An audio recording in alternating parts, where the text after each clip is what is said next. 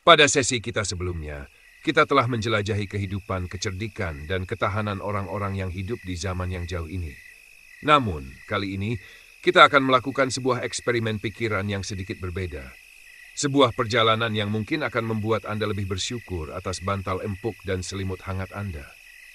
Ini bukanlah untuk meremehkan Anda, tetapi justru untuk menghormati betapa luar biasanya ketangguhan orang-orang pada masa itu. Mari kita bayangkan bersama. Anda tertidur di kamar Anda yang nyaman, lalu dalam sekejap mata Anda terbangun. Bukan di tempat tidur Anda, melainkan di atas tumpukan jerami yang sedikit lembab dan gatal di sebuah gubuk kecil berdinding kayu dan lumpur. Kita mulai hitungan mundur 24 jam Anda. Jam pertama, saat Anda membuka mata, hal pertama yang menyerang Anda bukanlah cahaya, melainkan bau.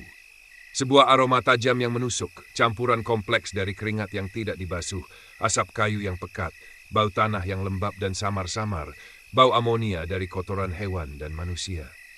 Tidak ada jendela kaca, hanya sebuah lubang di dinding yang membiarkan angin pagi yang dingin masuk tanpa izin. Anda bangkit, tubuh Anda terasa kaku, lantainya adalah tanah yang dipadatkan. Anda berjalan keluar dari gubuk dan pemandangan di luar semakin memperburuk keadaan. Jalanan desa bukanlah aspal atau paving block, melainkan lumpur yang becek. Di tengah jalan, sebuah selokan terbuka mengalirkan air limbah rumah tangga, sisa makanan, dan kotoran dari kandang babi di sebelah gubuk Anda. Ayam dan babi berkeliaran bebas mematuk apapun yang mereka temukan. Ini adalah realitas sanitasi abad pertengahan. Indera penciuman modern Anda, yang terbiasa dengan sabun antiseptik dan penyegar udara, akan menjerit meminta ampun. 3 jam kemudian, rasa haus mulai mencekik tenggorokan Anda. Anda melihat seorang wanita menimba air dari sumur di tengah desa. Dengan lega Anda menghampirinya, meminta segelas air. Anda menenggaknya dengan rakus. Ini adalah kesalahan fatal pertama Anda. Sumur pada abad pertengahan seringkali terkontaminasi oleh rembesan dari jamban, kotoran hewan, dan berbagai bakteri yang tidak terlihat. Airnya penuh dengan kuman yang bisa menyebabkan penyakit seperti disentri, diare parah, atau tifus. Sistem kekebalan tubuh modern Anda yang tidak pernah dilatih untuk melawan musuh-musuh mikroskopis seganas ini akan langsung kewalahan. Dalam beberapa jam, perut Anda akan mulai bergejolak hebat. Orang-orang abad pertengahan tahu ini meski mereka tidak mengerti tentang kuman. Itulah sebabnya minuman pilihan mereka bukanlah air, melainkan bir. Proses perebusan dalam pembuatan bir membunuh sebagian besar patogen berbahaya, menjadikannya pilihan yang jauh lebih aman daripada air mentah. Dengan meminum air sumur itu, Anda baru saja memulai hitungan mundur menuju penyakit diare parah, dehidrasi, dan kemungkinan kematian tanpa adanya cairan infus modern. 6 jam kemudian, perut Anda yang mulai terasa tidak nyaman juga keroncongan.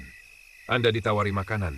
Lupakan roti gandum yang lembut atau nasi putih yang pulen. Di hadapan Anda ada semangkuk bubur rebus abadi. Isinya adalah biji-bijian kasar atau gandum, beberapa potong sayuran akar, dan mungkin sedikit sekali potongan daging berlemak jika hari itu Anda beruntung. Bubur ini dimasak dalam kuali yang sama selama berhari-hari, hanya ditambahkan bahan baru setiap harinya, tanpa pernah benar-benar dikosongkan. Di sampingnya ada sepotong roti. Bukan roti yang empuk, melainkan roti hitam yang padat, keras, dan kasar. Roti ini dibuat dari tepung gandum utuh yang digiling dengan batu giling. Proses penggilingan ini seringkali meninggalkan serpihan pasir atau kerikil kecil di dalam tepung. Saat makan roti itu, rasanya seperti sedang mengunyah pasir. Tentu ini berbahaya untuk gigi. Inilah sebabnya mengapa masalah gigi sangat umum dan berbahaya. Gigi yang rusak, retak, atau berlubang adalah jalan tol bagi infeksi. Tanpa dokter gigi, sikat gigi atau pasta gigi, gusi bengkak yang berisi nanah bisa menyebar ke rahang dan aliran darah, membuat infeksinya menyebar ke seluruh tubuh melalui darah dan kematian yang menyakitkan. Makanan yang menjadi sumber energi ini bagi Anda adalah ancaman langsung bagi kesehatan gigi dan mulut. 10 jam kemudian, sambil duduk di bangku kayu yang kasar, tangan Anda tanpa sengaja tergores oleh serpihan kayu yang menonjol. Luka kecil hanya sedikit berdarah. Di dunia modern, Anda akan membersihkannya memberinya plester dan melupakannya. Di abad pertengahan, luka kecil ini adalah portal kematian. Konsep antisepsis tidak ada. Tidak ada alkohol gosok, tidak ada betadin. Anda mungkin akan membersihkannya dengan kain yang juga tidak bersih. Bakteri dari serpihan kayu, dari kain, dari udara yang kotor akan masuk ke dalam aliran darah Anda. Tetanus, gangren, staphylococcus, mereka semua mengintai. Jika infeksi mulai menyebar, pilihan Anda sangat terbatas. Mungkin seorang penyembuh desa akan menempelkan ramuan dari sarang laba-laba dan kotoran hewan dengan harapan itu akan membantu. Jika memburuk, Anda akan dibawa ke tukang cukur bedah. Dengan alat-alat yang tidak disterilkan, tanpa anestesi, selain sember besar ale atau pukulan di kepala, ia mungkin akan mencoba mengamputasi jari atau tangan Anda yang terinfeksi untuk menyelamatkan hidup Anda.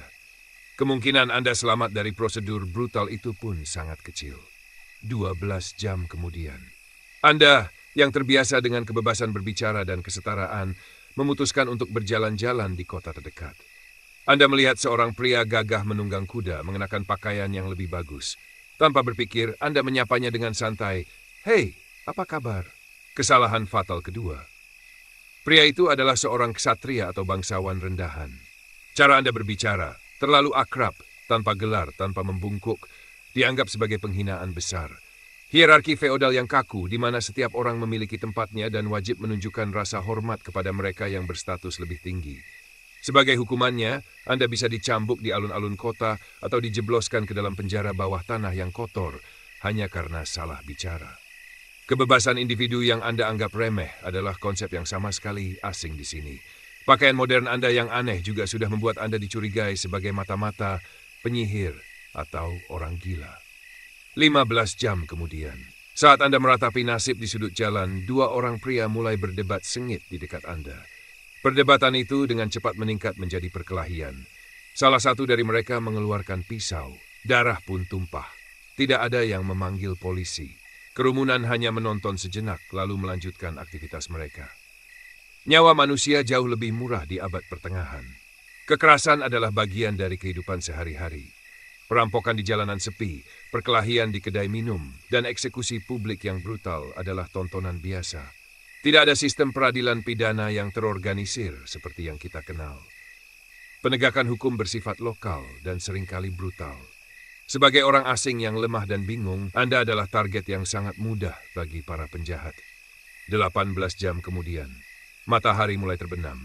Kepanikan yang sesungguhnya baru saja dimulai. Di dunia modern, malam hari diterangi oleh lampu jalan, lampu rumah, dan cahaya dari layar gawai kita. Di abad pertengahan, ketika matahari terbenam, dunia benar-benar menjadi gelap gulita. Di dalam gubuk, mungkin hanya ada satu lilin kecil atau lampu minyak yang berkelip-kelip, menghasilkan lebih banyak asap daripada cahaya. Kegelapan ini total dan menekan. Berjalan keluar adalah ide yang sangat buruk. Anda tidak bisa melihat jalan berlumpur di bawah kaki Anda, apalagi perampok yang mungkin bersembunyi di bayang-bayang. Rasa takut yang primal, yang telah lama terkubur dalam diri manusia modern akan muncul kembali dengan kekuatan penuh. 20 jam kemudian. Kegelapan membawa serta hawa dingin. Tanpa pemanas sentral, tanpa pakaian termal, Anda hanya bisa mengandalkan perapian yang berasap dan selimut jerami yang tipis. Rasa dingin akan meresap ke dalam tulang Anda, membuat Anda menggigil tak terkendali. Hipotermia adalah ancaman, terutama bagi mereka yang sakit atau kekurangan gizi. Kenyamanan suhu ruangan yang stabil adalah salah satu kemewahan terbesar yang kita lupakan. 24 jam kemudian. Jika Anda berhasil melewati malam tanpa membeku, tanpa diserang dan tanpa infeksi, pagi berikutnya akan menyambut Anda dengan kondisi yang lebih buruk. Efek dari air yang terkontaminasi kini mencapai puncaknya. Anda menderita demam dan disentri parah. Anda terlalu lemah untuk bekerja. Dan dalam masyarakat di mana tidak bekerja berarti tidak makan, Anda menjadi beban. Tanpa antibiotik, tanpa cairan rehidrasi, tanpa pengetahuan medis modern, nasib Anda hampir bisa dipastikan. Anda tidak akan bertahan sehari pun, bukan karena Anda lemah, tetapi karena Anda adalah produk dari lingkungan yang steril, nyaman, dan aman. Tubuh, pikiran, dan sistem kekebalan Anda sama sekali tidak siap untuk menghadapi realitas brutal kehidupan di abad pertengahan. Jadi malam ini, saat Anda menarik selimut Anda, luangkan waktu sejenak untuk menghargai keajaiban dunia modern. Air bersih yang mengalir dari keran, makanan yang aman di lemari es, obat-obatan di kotak petika Anda, dan kedamaian dalam kegelapan malam. Dan berikan rasa hormat yang mendalam kepada setiap pria, wanita, dan anak-anak yang tidak hanya bertahan, tetapi juga membangun peradaban di tengah kondisi yang bagi kita terasa mustahil untuk dihadapi. Semoga perjalanan imajiner yang mengerikan ini membawa Anda pada mimpi yang damai dan penuh rasa syukur. Selamat beristirahat.